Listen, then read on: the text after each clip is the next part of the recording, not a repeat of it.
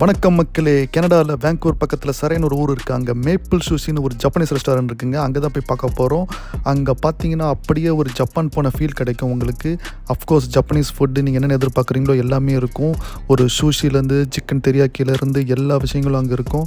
அங்கே தான் நம்ம போயிருக்கோம். பாருங்கள், மெனுவில் எல்லா ஜப்பனீஸ் ஃபுட்டு ஜப்பனீஸ் ஐட்டம்லாம் இருக்குது. ஸோ வேறு விஷயம். பட் இங்கே முக்கியமான விஷயம் என்ன தெரியுமாங்க?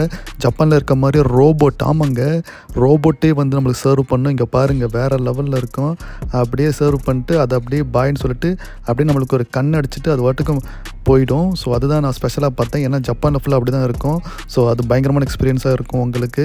அது மட்டும் இல்லைங்க, அங்கே இருக்க சர்வீஸ் எல்லாமே அவ்வளோ சூப்பராக இருக்குது. இங்கே பாருங்கள், இதுதான் சிக்கன் தெரியாக்கி. எவ்வளோ அழகாக இருக்குது, டேஸ்ட்டாக இருக்குது. ஆஸ் யூஷுவல் கிட்டத்தட்ட ஜப்பான் பண்ண மாதிரி அந்த ஜப்பனீஸ் டேஸ்ட் அப்படியே ஆத்தென்டிக்காக இருக்குது.